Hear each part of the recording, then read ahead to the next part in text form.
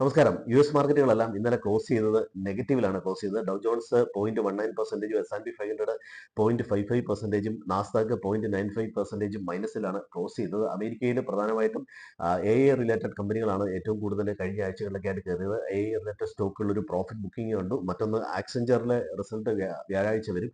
ആക്സെഞ്ചറിന്റെ target price പല ഏജൻസികളും broking ഏജൻസികളും കുറച്ചിട്ടുണ്ട്. ആക്സെഞ്ചറിലും ഒരു സെൽ ഓഫ് ഉണ്ട്. ഒരുപക്ഷെ ഇതായിരിക്കാം IT ഇൻഡെക്സ് ആയ നാസ്ഡാക്ക് മൊത്തത്തിലൊരു സെല്ലിങ്ങിൽ കാണിച്ചത്. മറ്റൊന്ന് യുഎസിലെ PMI ഡാറ്റ വന്നിരുന്നു. PMI ഡാറ്റ കഴിഞ്ഞ മാസത്തെക്കാളും കുറവായിട്ടാണ് വന്നേക്കുന്നത്. യുഎസിലെ മാനുഫാക്ചറിങ് സർവീസ് സെക്ടറിൽ ചെറിയൊരു സ്ലിപ്പ് ഉണ്ട് എന്ന് തന്നെയാണ് ഈ ഡാറ്റ കാണിക്കുന്നത്. മറ്റൊന്ന് ഫെഡ് ചെയർമാന്റെ ഒരു എക്കണോമിക് കോൺഫറൻസിലെ സ്പീച്ച് ആയിരുന്നു. ഈ സ്പീച്ചിൽ ഇൻഫ്ലേഷന്റെ റിസ്ക്കും ഉണ്ട്, അതുപോലെ തന്നെ അൺഎംപ്ലോയ്മെന്റ് റിസ്ക്കും ഉണ്ട് എന്ന് വളരെ കോഷ്യസ് ആയിട്ടുള്ള ഒരു അപ്രോച്ചാണ് ഈ എക്കണോമി ഫേസ് ചെയ്യുന്നത് എന്നുള്ള തരത്തിലുള്ള ഒരു കമന്റ് വന്നിരുന്നു. ഇതൊക്കെ ആയിരിക്കും ഒരുപക്ഷെ അമേരിക്കൻ മാർക്കറ്റിൽ ഇത്രയും സെൽ ഓഫ് ഉണ്ടായത്. ഇനി ഇന്ത്യൻ മാർക്കറ്റ് എടുക്കുകയാണെങ്കിൽ ഇന്ത്യൻ മാർക്കറ്റിൽ ഇന്നലെ PMI ഡാറ്റ വന്നിരുന്നു. ഓഗസ്റ്റ് മാസത്തെക്കാളും കുറവാണ്. ഓഗസ്റ്റ് മാസം 63.2 ആണ് വന്നത്, 61.3 ആണ്. എങ്കിലും നല്ല ഡാറ്റയാണ് വന്നിരിക്കുന്നത്.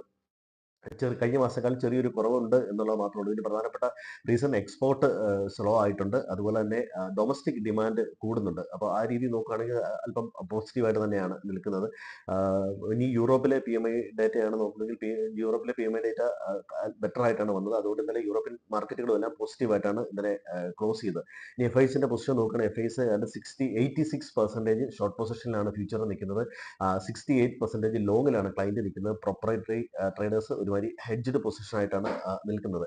ഇനി ഇന്നലെ 1:30 RBIയുടെ ഒരു മണി മാർക്കറ്റ് റിപ്പോർട്ട് ഉണ്ടായിരുന്നു. അതിനകത്ത് പ്രൈവറ്റ് ബാങ്കിങ് ഒരു ലിക്വിഡിറ്റി നേരിടുന്നുണ്ട്, ലിക്വിഡിറ്റി ഒരു കുറവ് നേരിടുന്നുണ്ട് എന്നുള്ള തരത്തിലുള്ള ഒരു വാർത്ത വന്നിട്ടുണ്ട്. ബാങ്ക് നിഫ്റ്റി ഇപ്പോൾ നിഫ്റ്റിയെക്കാളും ബുള്ളിഷായിട്ട് തന്നെയാണ് നിൽക്കുന്നത്. അതുപോലെ തന്നെ CLSA SBIയുടെ ടാർഗറ്റ് പ്രൈസ് ഇൻക്രീസ് ചെയ്തിട്ടുണ്ട്.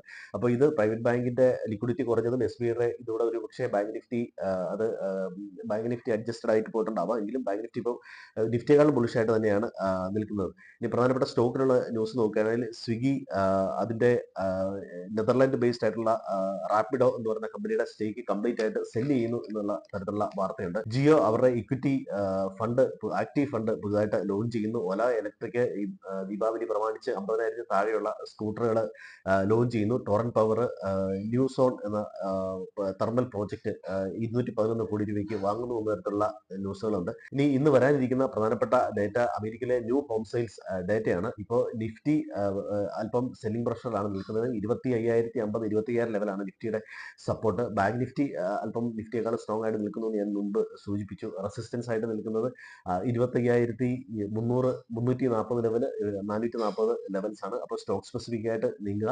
എല്ലാവർക്കും നല്ലൊരു ട്രേഡിംഗിന് ആശംസിക്കുന്നു.